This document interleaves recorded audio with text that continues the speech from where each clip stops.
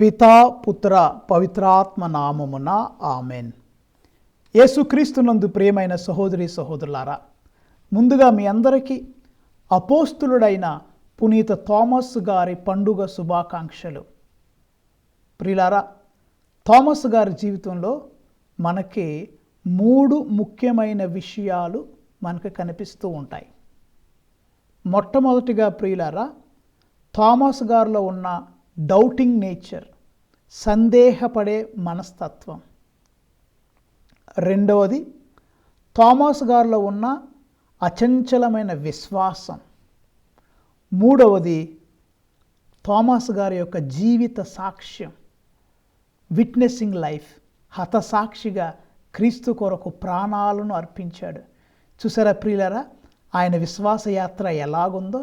ముందుగా సందేహపడ్డాడు, తర్వాత విశ్వాసంలో బలపడ్డాడు, తర్వాత క్రీస్తు కొరకు తన ప్రాణాలను సహితం త్యజించడానికి వెనకాడకుండా ప్రాణాలను అర్పించేశాడు ప్రభు సేవలో. ఈ 3 విషయాలు థామస్ గారి జీవితంలో కనిపిస్తాయి. అయితే ఆశ్చర్యం కలిగించే విషయం ఏంటంటే, చాలామంది థామస్ గారిని డౌటింగ్ థామస్, అవిశ్వాస థామస్ అంటారు, అక్కడతో ఆగిపోతారు. కానీ థామస్ గారి జీవితం అక్కడ ఎండ్ అవట్లా ప్రియులారా. తర్వాత ఆయన ఏమన్నారు? నా ప్రభువా నా దేవా అని క్రీస్తు ప్రభువు మీద ప్రగాఢమైన విశ్వాసాన్ని వ్యక్తపరిచారు. ముందుగా వాక్యాన్ని చెప్పటకు ముందు, నేను ప్రియులారా తమిళనాడు రాష్ట్రంలో థామస్ మౌంట్ అనే ప్రదేశంలో డేకన్ బ్రదర్గా పనిచేశాను. సుమారు ఒక 6 నెలల్లో డేకన్ బ్రదర్గా నేను థామస్ మౌంట్లో పనిచేశాను. దేవుడిచ్చిన కృపను బట్టి నేను ఆ యొక్క పుణ్యక్షేత్రంలో ఆదివారం 3 ప్రసంగాలు చెప్పేవాడిని ఇంగ్లీష్ భాషలో. ఉదయం 8-9 మధ్యలో జరిగే పూజలో ఒక ప్రసంగం చెప్పేవాడిని.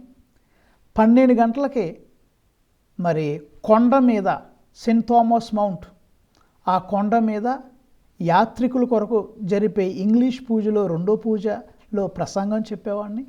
తర్వాత చిన్నారి పిల్లలకి, స్కూల్ పిల్లలకి పెట్టే పూజా బలిలో సాయంత్రం పూట 3వ ప్రసంగం చెప్పేవాడిని. I thank God for this beautiful opportunity what he has given me. అయితే ప్రియులారా, ఇప్పుడు థామస్ గారి యొక్క చరిత్ర అంటే, ప్రభు పునరుత్థానం అయిన తర్వాత శిష్యులకు దర్శనం ఇచ్చారు కదా, అప్పుడు థామస్ గారు లేరు వారిలో. ఈ యొక్క దృష్టాంతం, ఈ యొక్క సంఘటన మనకి ఏమి నేర్పుతుందో చూద్దాం. పాయింట్ బై పాయింట్ మనం చూద్దాం. మొట్టమొదటిగా ప్రియులారా, క్రీస్తు ప్రభు పునరుత్థానమైన తర్వాత శిష్యులకు ప్రత్యక్షమైనప్పుడు థామస్ గారు వారితో లేరు. థామస్ గారు అక్కడ లేడు. అయితే ఆయన ఎందుకు అక్కడ లేరు, ఏ కారణం వల్ల థామస్ గారు అక్కడ గుడికి రాలేదు, లేకపోతే ఆ సంఘంలో లేరు, అందరితో కలిసి ఉండాలి కదా, ఆయన ఒక్కడే ఎందుకు లేడు అనేది మనకు తెలియదు. అది వాక్యములో స్పష్టంగా క్రిస్టల్ క్లియర్గా రాయలేదు వాళ్ళు. అయితే ప్రియులారా, మనకు ఒక విషయం మాత్రం స్పష్టమవుతుంది. ఏంటిది అంటే, విశ్వాసి సంఘానికి దూరంగా ఉన్నప్పుడు ప్రభు అనుభవాన్ని కోల్పోయే ప్రమాదం ఉంది. థామస్ గారు అక్కడ లేరు. ఒకవేళ ఆయన కూడా అక్కడ ఉంటే దైవానుభూతిని పొందేవాడు. He would have God experience. ఆ పునరుత్థాన ప్రభువుని కళ్ళారా చూసేవాడు. కానీ ఆయన అక్కడ లేడు. ఎందుకు లేడో మనకు తెలియదు. కానీ నేను చెప్పినట్లుగా ఇది మనకి ఒక సందేశాన్ని ఇస్తుంది ప్రియులారా. ఆ సందేశం ఏంటంటే, ప్రియమైన విశ్వాసి, నువ్వు సంఘానికి దూరంగా ఉన్నప్పుడు దైవ అనుభూతిని కోల్పోతావు. మనం వ్యక్తిగతంగా ఎంత ప్రార్థన చేసినా, వ్యక్తిగతంగా ఎంత గొప్పవారమైనా, సంఘంతో ప్రియులారా మనం కలిసిమెలిసి ఉండాలి. సంఘంతో కలిసి ఉన్నప్పుడు, సంఘం కలిసి ప్రార్థించినప్పుడు పరిశుద్ధాత్మను పొందుకునే అవకాశాలు ఎక్కువగా ఉంటాయి. తర్వాత క్రీస్తు యొక్క అనుభూతిని పొందుకునే అవకాశం కూడా మనకు ఉంటుందని మరి థామస్ గారి జీవిత చరిత్ర మనకు నేర్పుతుంది ప్రియులారా. అంటే ఒంటరిగా వ్యక్తిగత ప్రార్థన ఒకటే కాదు, సంఘ ప్రార్థన కూడా మనకి చాలా అవసరం. ఈ వాక్యం వింటున్న ప్రియ విశ్వాసులారా, మీలో కొన్నిసార్లు అనుకోవచ్చు, నేను చాలా పవిత్రంగా ఉంటున్నాను, నేను బాగా వాక్యం చెప్తున్నాను, నేను బాగా ప్రార్థన చేస్తున్నాను, నాకు ఇంకా సంఘంతో పని లేదు అనుకోవద్దు. అది పొరపాటు అయింది. ఈ విధంగా కూడా సైతాను మిమ్మల్ని శోధిస్తుంది. సైతాను మిమ్మల్ని దూరంగా లాక్కెళ్ళిపోద్ది. యేసుప్రభు జీవితాన్ని చూస్తే ఆయన ఒంటరిగా ప్రార్థన చేశారు, కొండ మీద ఒంటరిగా ప్రార్థన చేశారు, తర్వాత సంఘంతో కూడా కలిసి ప్రార్థన చేశారు. ఈ had both mountain experience and multitude experience. 2 అనుభవాలు క్రీస్తు ప్రభుకు ఉన్నాయి. కాబట్టి సంఘానికి దగ్గరగా ఉండండి, సంఘానికి దూరం అవ్వద్దు. ఒంటరిగా నాకంతా వచ్చులే, అంత తెలుసులే అనుకోవద్దు. ఎందుకంటే ఈ విధంగా కూడా సైతాను మిమ్మల్ని దూరం చేస్తాడు. జాగ్రత్తగా ఉండాలి ప్రియులారా. అయితే రెండో ముఖ్యమైన విషయం ఏంటంటే ప్రియులారా, మిగతా శిష్యులు థామస్ గారితో ఒక మాట చెప్పారు. ఏమన్నారు? మేము ప్రభువును చూసాము అన్నారు. కానీ థామస్ గారు నమ్మారా? నమ్మలేదు ప్రియులారా. అతను ఏమన్నారు ఆయన? నేను నిజాన్ని తెలుసుకోవాలి, నేను కళ్ళారా చూడాలి, ఆ ప్రభు యొక్క గాయపడిన గాయాలలో నా వేలు పెట్టి నేను చూడాలి, అప్పుడే నేను నమ్ముతాను అని ఒక గట్టి ప్రశ్న థామస్ గారు సంధించారు. అయితే ప్రియులారా, ఇక్కడ గొప్పతనం ఏంటి? థామస్ గారిలో గొప్పతనం ఏంటంటే ఆయనలో అహంకారం లేదు. There is no arrogance, there is no pride within him. But మరి థామస్ గారిలో ఏముందంటే ఒక నిజమైన అన్వేషణ, సత్యం తెలుసుకోవాలి, నిజం తెలుసుకోవాలి అని ఆయనలో ఒకలాంటి అన్వేషణ, నిజమైన అన్వేషణ థామస్ గారిలో ఉంది. మనకే సందేహాలు వస్తాయి, మనకే చాలా ఆటుపోట్లు వస్తాయి. అలాంటప్పుడు మనం కూడా ప్రశ్నిస్తాం. అసలు దేవుడు ఉన్నాడా? దేవుడు ఉంటే నాకు ఈ సమస్యలు ఎందుకు వస్తున్నాయి? అసలు దేవుడు నా ప్రార్థన ఆలకిస్తున్నాడా? ఆయన ప్రార్థన ఆలకిస్తున్నా, మరి ఫలితం ఏది? నా ప్రార్థన ఫలించటం లేదు ఏంటి అని కొన్నిసార్లు మనం ప్రశ్నిస్తాం. నా జీవితం ఏంటి ఇంత అర్ధరహితంగా ఉందేంటి అని ప్రశ్నిస్తాం. కానీ గమనించిన ప్రియులారా, నీకు థామస్ గారికి లేకపోతే నాకు థామస్ గారికి తేడా ఏంటంటే, థామస్ గారిలో ప్రియులారా ఒక అన్వేషణ, సత్యాన్వేషణ ఉంది, అహంకారం లేదు, నిజాయితీగా ఉంది, నిజంగా తెలుసుకోవాలి అని అనుకున్నాడు, కట్టుబడ్డాడు. మిగతా వాళ్ళు చూశారు, మరి థామస్ గారు చూడలేదు. గట్టిగా నిలబడ్డాడు, ధైర్యంగా నిలబడ్డాడు, అహంకారం లేకుండా తెలుసుకోవాలి, ఒక అన్వేషణతో అడిగాడు. ప్రియులారా, మనం కూడా ఈ సిన్సియారిటీని పోగొట్టుకోకూడదు. మన జీవితంలో నేను చెప్పే కదా, థామస్ గారికి వచ్చిన సందేహాలు మనకు వస్తాయి. ఇంగ్లీష్లో స్పిరిచువల్ డ్రైనెస్ అంటారు. స్పిరిచువల్ డ్రైనెస్ ఒక ఆధ్యాత్మిక ఎడారి మనలో మొదలైద్ది. డ్రై అంటే ఎండిపోవటం. ఆధ్యాత్మిక జీవితంలో ఎండిపోతాం. మనం ఎండిపోతామంటే కొన్నిసార్లు మనలో కొన్ని ప్రశ్నలు మనల్ని వేధిస్తాయి, దేవుడి నుండి దూరంగా తీసుకెళ్ళిపోతాయి. అసలు దేవుడే ఉన్నాడా లేడా, ఎందుకు ఈ సమస్యలు నాకు అనే రకరకాల ప్రశ్నలు మనలో మొదలెత్తి మన విశ్వాస జీవితాన్ని కృంగదీస్తాయి. ఏ ఒక్క వ్యక్తి కూడా దీనికి మినహా కాదు ప్రియులారా. ప్రతి పునీతునికి, ప్రతి విశ్వాసికి, ప్రతి ఆధ్యాత్మిక వ్యక్తికి వారి జీవితంలో ఎప్పుడో ఒకప్పుడు ఈ స్పిరిచువల్ డ్రైనెస్, ఆధ్యాత్మిక ఎడారితనం, లేకపోతే డ్రై అంటే ఎండిపోతాం, ఎండిపోయిన ఎముకలాగా మన జీవితంలో కొన్నిసార్లు మారిపోతూ ఉంటాం ప్రియులారా. అలాంటి సందర్భంలో మనం ఏం చేయాలి?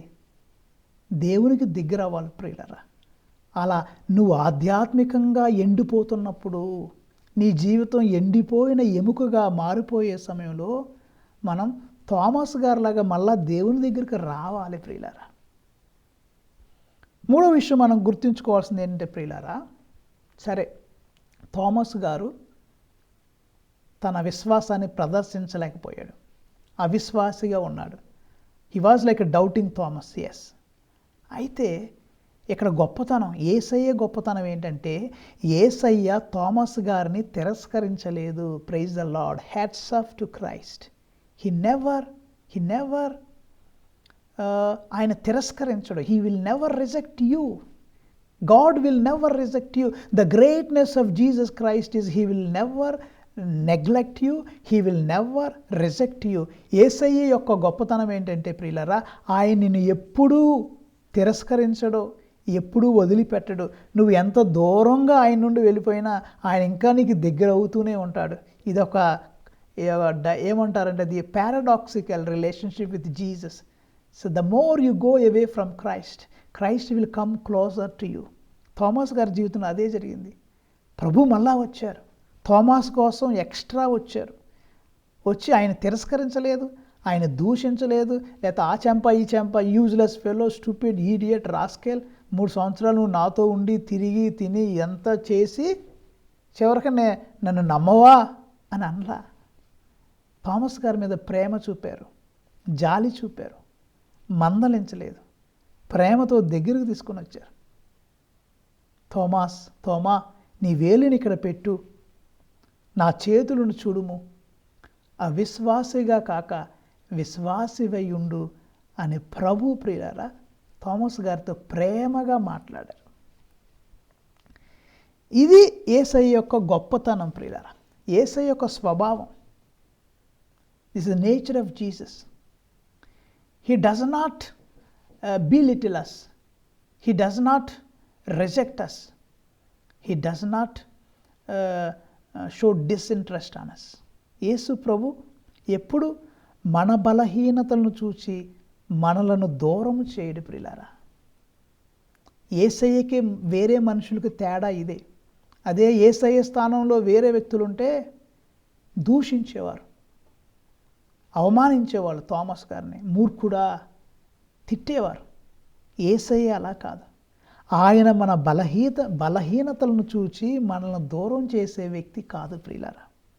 మనం ఎక్కడ ఉన్నామో అక్కడికి ఆయన వస్తాడు, మన తలుపులను తెరుస్తాడు, తన వైపుకు నడిపిస్తాడు. ఇది యేసయ్య యొక్క గొప్పతనం. ఆయన యొక్క కృప మన సందేహాలను కూడా విశ్వాసంగా మారుస్తుంది ప్రియులారా. దేవుని కృప మన సందేహాలను విశ్వాసం వైపు, సందేహం విశ్వాసంగా మార్చేస్తుంది ప్రియులారా దేవుని కృప. థామస్ గారు చివరికి యేసయ్యను తాకాల్సిన అవసరం రాలేదు. ప్రభువుని చూశాడు, ఆయన హృదయం మారిపోయింది, ఆయన హృదయం పులకించింది. ఏమన్నాడు? నా ప్రభువా నా దేవా అన్నాడు. అంటే అదొక సమర్పణ, సంపూర్ణ హృదయ సమర్పణ. ఆయన యేసయ్యని కేవలం ఒక గురువుగా మాత్రమే చూడలేదు, ఒక ప్రవక్తగా మాత్రమే చూడలేదు. ఆయన యేసయ్యని దేవుడుగా గుర్తించాడు. ఇది మనం నేర్చుకోవాల్సిన విషయం ప్రియులారా. థామస్ గారు అంతా చెప్పే కదా 3 స్టెప్స్ అని. అవిశ్వాసంగా ఉన్నాడు, లేకపోతే ఇంకా చెప్పాలంటే ఆయన మొట్టమొదటిగా సందేహంలో ఉన్నాడు, తర్వాత విశ్వాసిగా మారాడు, తర్వాత హతసాక్షిగా మారిపోయాడు. క్రీస్తు ప్రభు కొరకు తన ప్రాణాలను కూడా లెక్క చేయకుండా సమర్పించాడు ప్రియులారా. అయితే ఇదే ప్రభు దివ్య సప్రసాదంలో కూడా మనకి ప్రత్యక్షం అవుతారు. దివ్య సప్రసాదంలో కూడా గురువు అప్పాని పైకి లేపినప్పుడు మనందరం అంటాం, ఓ ప్రభువా నా దేవా. కొన్నిసార్లు మనం పాడతాం, ఓ నా ఏలిన వారా, ఓ నా సర్వేశ్వరా, నీకే ఆరాధన, నీకే ఆరాధన. ఓ నా ప్రభువా, ఓ నా సర్వేశ్వర, ఓ నా ప్రభు. అంతకుముందు కొన్ని రోజుల క్రితం ఓ నా ఏలినవారా, ఓ నా సర్వేశ్వర. సప్రసాదం పైకి లేపినప్పుడు ఆ సప్రసాదంలో కూడా క్రీస్తు ప్రభువుని మనం చూస్తూ ఉంటాం ప్రియులారా. అయితే మీ అందరికి తెలిసినట్లుగా తోమా గారు ఇండియా వచ్చారు, భారతదేశం వచ్చారు, సువార్తను బోధించారు, ఎన్నో కష్టాలు పడ్డారు, ఎన్నో ఇబ్బందులు పడ్డారు. చివరికి ప్రియులారా థామస్ గారు ప్రార్థన చేసుకుంటుంటే ఒకసారి ఒక వ్యక్తి వచ్చి ఈటెతో థామస్ గారిని పొడిచారు. ఆయన ఆ బాధతో పరిగెత్తుతూ అక్కడ మీకు తెలిసినట్లయితే తమిళనాడు ప్రాంతంలో థామస్ మౌంట్, లిటిల్ మౌంట్ అనే 2 ఉంటాయి. ఆ లిటిల్ మౌంట్లో ఆయన పొడిచినప్పుడు ఆయన పరిగెత్తు వచ్చి థామస్ మౌంట్ దగ్గర కొండ మీద చనిపోయినట్లుగా చరిత్ర మనకి తెలియపరుస్తుంది. క్రీస్తు కొరకు ప్రియులారా ఒక అమర సాక్షిగా ఆయన నిలిచాడు, తన ప్రాణాలను సహితం అర్పించాడు. కాబట్టి థామస్ గారిలో ప్రియులారా మనం 3 ముఖ్యమైన విషయాలు నేర్చుకోవాలి. What can we learn from Saint Thomas? మొట్టమొదటి ప్రియులారా, సందేహాలు వచ్చినప్పుడు దేవుని నుండి దూరం అవ్వకూడదు. మనం ఇంకా ఆయన దగ్గరికి రావాలి. We should not go far away from Christ during the time of spiritual dryness. మనలో సందేహాలు వచ్చినప్పుడు, మనలో ఇంకెక్కువగా బలహీనతలు పెరిగిపోయినప్పుడు యేసయ్య నుండి దూరంగా వెళ్ళకూడదు, కానీ ఆయన దగ్గరికి రావాలి ప్రియులారా. రెండవది, యేసుతో నిజమైన భేటీ మన జీవితాన్ని పూర్తిగా మార్చేస్తుంది. యేసయ్యతో మనం స్నేహం అలవర్చుకుంటే, యేసయ్య సన్నిధిలో ఎక్కువగా సమయం గడిపితే మన జీవితం పూర్తిగా మారిపోద్ది. మన జీవితంలో చీకటి ఉన్నట్లయితే, మన జీవితం పాపముతో నిండిపోయి ఉన్నట్లయితే, మనం యేసయ్య చెంతకు వచ్చినప్పుడు, యేసయ్యతో చెలిమి చేసినప్పుడు, ఆ యేసయ్యతో నిజమైన భేటీ చేసినప్పుడు మన జీవితం పూర్తిగా మారిపోద్ది. మూడవది ప్రియులారా, నిజమైన విశ్వాసం ఎప్పుడూ సాక్ష్యంగా మారాలి.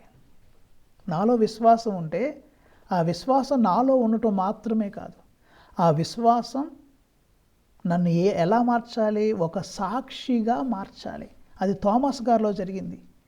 చెప్పాం కదా, మొట్టమొదటిగా సందేహించాడు, తర్వాత విశ్వాసంగా ఓ నా ప్రభువా, ఓ నా సర్వేశ్వర అన్నాడు, విశ్వాసం వ్యక్తపరిచాడు. మూడవది, క్రీస్తు కొరకు హతసాక్షిగా రక్తాన్ని చిందించాడు. ఈ 3 విషయాలు ప్రియులారా మన యేసయ్యలో మన థామస్ గారిలో నేర్చుకోవాలి. మరోసారి సందేహాలు వచ్చినప్పుడు యేసయ్య నుండి దూరంగా వెళ్ళకూడదు, ఆయన దగ్గరికి వెళ్ళాలి. రెండవది, యేసయ్యతో నిజమైన భేటీ, స్నేహం మన జీవితాన్ని పూర్తిగా మార్చేస్తుంది. మూడవది, నిజమైన విశ్వాసం ఎప్పుడు మనల్ని ఒక సాక్షిగా మార్చేటట్లు చేయాలి.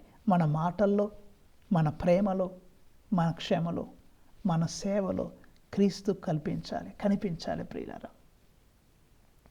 కాబట్టి ఈ యొక్క పునీత థామస్ గారి పండుగను చేసుకున్న టైంలో మీ అందరికీ నేను శుభాకాంక్షలు చెబుతున్నాను. థామస్ గారిలాగా మీరు కూడా ధైర్యంగా నిలబడండి, వాక్యాన్ని బోధించండి.